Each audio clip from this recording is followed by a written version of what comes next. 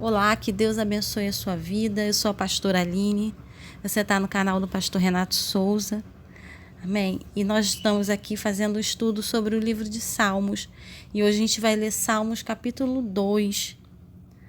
E antes de a gente continuar, se inscreva no nosso canal, curta esse vídeo, compartilhe com outras pessoas, para a sua vida ser edificada, para você edificar outras pessoas, né? Você compartilhando, você está edificando outros. E você assistindo, você está edificando a si mesmo, tá bom? Então, vamos lá, ajuda a gente, que eu tenho certeza que vai ser bênção na sua vida. Salmos, capítulo 2, diz assim, no versículo 1. Por que se amotinam as nações? E os povos imaginam coisas vãs. Os reis da terra se levantam, e os príncipes juntos se mancomunam contra o Senhor e contra o seu ungido, dizendo: rompamos as suas ataduras, sacudamos de nós as suas cordas. Amém? Vamos parar um pouquinho aqui. O que está falando aqui? Esse salmo é um salmo profético. Se você tiver com a sua Bíblia aí, você vai ver que está falando sobre Jesus. Mas o que me chamou a atenção aqui? Que isso aqui é uma coisa também muito atual. Hoje, não é de agora, né? O que o mundo vem tentando fazer? Eles querem tirar Deus da jogada. Não pode ensinar nada sobre a Bíblia na escola. Aí ensinam que a Bíblia é um livro de uma lenda, né? É um mito. Mas quem estuda mesmo a história vê que os relatos que estão na Bíblia tem muitos relatos históricos. Coisas que aconteceram mesmo lá no meio das nações. Então a Bíblia não é lenda.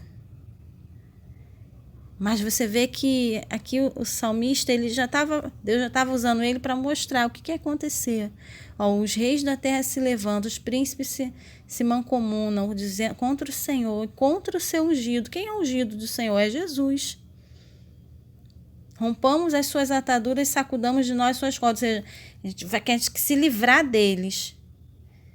A gente não quer estar preso a Deus. Você vê que hoje é muito forte nas escolas, nas universidades,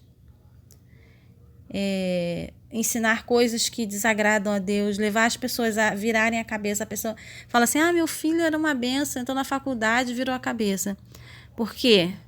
Ele não teve uma base em casa e a gente precisa dar essa base para os nossos filhos, para a nossa juventude, para as crianças, porque o mundo está tentando virar a cabeça deles com ensinos que desagradam a Deus, coisas que passam da normalidade, para que a geração cresça desacreditando em Deus, desacreditando na palavra de Deus, quando na verdade é a palavra que liberta. Quem cresce distante da palavra de Deus, o que acontece? A pessoa vai ter sofrimento. Mas é isso que o diabo quer, o inimigo, né? O mundo jaz no maligno. E o inimigo quer que as pessoas cresçam e sofram. A gente vê, olha só quanta coisa horrível a gente vê hoje em dia. A gente vê crianças, a gente vê filhos, né? Agredindo os irmãos, pais matando os filhos. A gente vê jovens, fica sabendo de casos de jovens na internet que fazem mal a outros jovens, né? Leva a praticarem coisas ruins contra si próprios, se machucarem. Isso tudo através da internet, às vezes sem nem ter nunca visto a pessoa pessoalmente, mas ele vai lá, ele chantageia, e aí quando vai descobrir, quando a polícia consegue encontrar, era outro jovem, era um adolescente que estava fazendo aquilo. E às vezes uma pessoa que a família dela era normal, aquele adolescente ele não era maltratado em casa, era um adolescente normal que eu digo assim, não sofreu nenhum tipo de abuso, não sofreu nenhum tipo de violência, mas ele fica na internet bebendo daquelas ideias malignas que o mundo ensina, bebendo de coisas ruins, né? absorvendo aqueles ensinamentos errados. E aí ele vai e faz maldade com outra pessoa. Isso tudo o quê? Isso tudo a Bíblia já estava mostrando, ó. Porque o mundo quer se livrar de Deus. Se livrar de Deus. Eu já ouvi falarem assim, você não pode falar de Deus na escola, na faculdade. Mas lá na prisão eles aceitam. Tirou Deus da escola. Tirou Deus da faculdade. Mas lá na prisão eles estão aceitando. Por que isso? Por que deixou chegar a esse ponto? Não é melhor, então, ensinar a pessoa a respeitar o próximo? Porque, não se engane, tudo que é de bom, é valor ético, valor moral, isso é baseado na Bíblia. Você tem que respeitar o seu próximo, é a Bíblia que fala. Até coisas como ter amor pelos animais, ser bom, não maltratar os animais, ser bom, cuidar da natureza. A Bíblia já nos ensina isso há muito tempo. Isso não é nada novo. Só que aí eles pegam aquilo que é bom, não fala que está na Bíblia, né? Como se fosse ideia da cabeça de não sei quem. E quer afastar Deus de tudo. A gente não pode se afastar de Deus, Ele é o nosso Criador. Quem se afasta de Deus, quem se afasta daquilo que a Bíblia ensina, vai ter sofrimento. Você vê que aqui o salmista falou, rompamos de nós as suas ataduras, sacudamos de nós as suas cordas. As pessoas acham que Deus é para aprisionar elas. Mas Deus não aprisiona ninguém, pelo contrário, Ele dá liberdade, Ele dá vida. O pecado que aprisiona, a pessoa quando ela está no pecado, ela fica aprisionada, ela causa sofrimento, ela adoece. Mas Deus, Ele traz liberdade. Tudo que Deus ensina pra gente não fazer, tudo que a palavra de Deus mostra que é pecado, que é errado, é para nos proteger.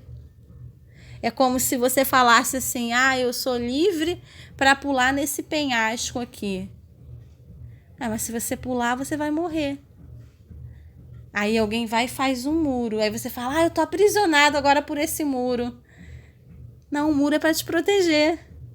Os ensinamentos da Bíblia, muitas das vezes, que parece que são regras ou normas, na verdade é para nos proteger. Porque se a gente pular no penhasco, a gente vai morrer. Você está entendendo? Então, não se afaste de Deus. Cuide também da sua família, aquilo que entra dentro da sua casa, que ensinamento que seus filhos estão aprendendo. Você que é pai, que é mãe, o que seu filho está vendo na internet? Você acha que está tudo bem porque ele está dentro de casa, mas ele está no computador, ele está na internet, ele está aberto ao mundo. O que ele está vendo?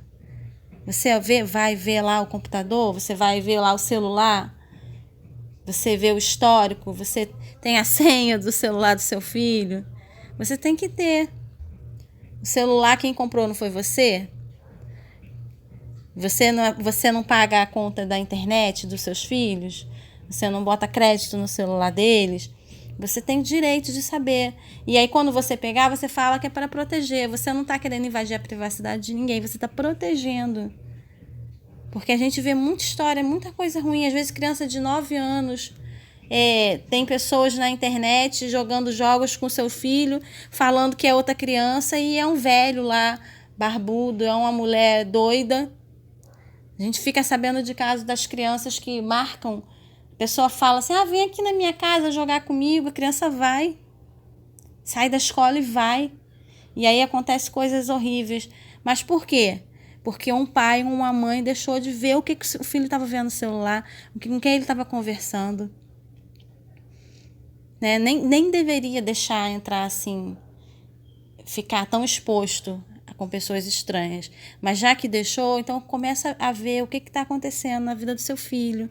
O que está dentro da mochila dele. Você olha a mochila do seu filho, você arruma o quarto do seu filho, você dá uma olhada lá, o que tem dentro das gavetas da sua filha. Você tem que estar perto deles, você conversa com eles. Você tem que conversar, porque lá na rua, lá no mundo, tem um monte de gente conversando com eles. E depois que o pior acontece, não adianta a gente chorar. Mas já aconteceu o pior comigo, pastor. Então, vamos recuperar o tempo perdido. Vai correr atrás do que se perdeu, porque é seu filho, é sua filha.